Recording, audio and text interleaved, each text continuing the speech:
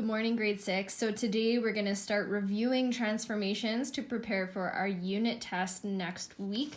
So here I created a little bit of a study guide that will remind you guys of the important parts of these transformations. So if you want, you could pause the screen and write this down for yourself as a study guide, or you can just listen. So here's some important things to remember about translation, reflection, and rotation. Okay, so in translation, the first thing is that means to move the shape up or down, left and right. Okay, so translation means to move. The direction the shape is facing does not change. So if I move this piece of paper a little bit to the left, it's still facing the same way. The long sides are here and the short sides are here. Okay, if I move it up, same thing. The paper stays the same. Okay.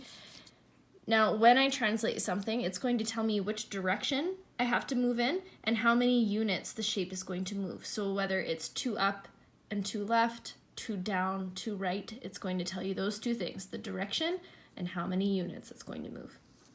Then we have reflection. So this is when we flip or reflect the shape over a line of reflection. So for example, if I zoom out here, if my line of reflection is this side of my paper, I would reflect my paper over that line and it would end up right here. And I could reflect it back like this.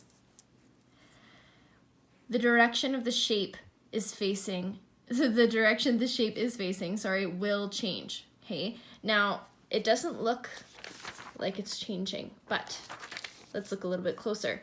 The holes of my paper are on this side. When I reflect, they are no longer on the left-hand side, they're going to be on the right. So just remembering that reflecting doesn't mean you move your shape over the line of reflection. It means it has to flip over that line of reflection, okay? And last but not least, tell me where the line of reflection is, okay? So whether you're giving me instructions on how to reflect a shape or you're reading directions, you will know where the line of reflection is. You might say it's on the horizontal axis at 6 or the vertical axis at 7, and then it would be a horizontal line. So you need to make sure you know where that line of reflection is. Then our last one is rotation. So this is when we rotate or spin the shape around a specific point. Okay. So for example, on this paper, if I was to rotate this paper on this vertex, the paper would turn on that point and that point would not move. Okay.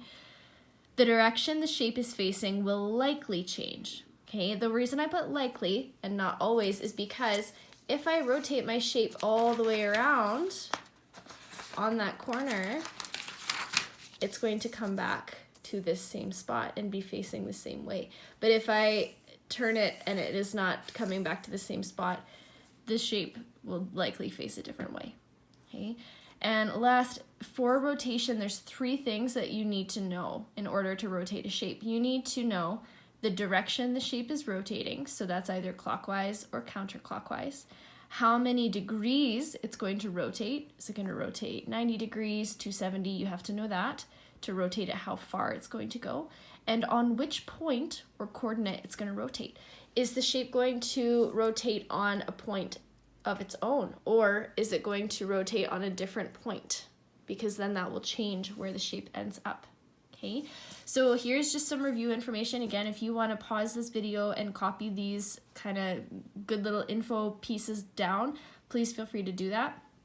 After you watch this lesson video, you're going to be doing some questions in your textbook. So you can check the Google Classroom assignment for that. They are the show what you know questions, and then I will have an answers video for you guys to check your answers. Our unit test is likely going to be on Wednesday next week, so make sure you're reviewing, and if you have questions, now is the time to ask.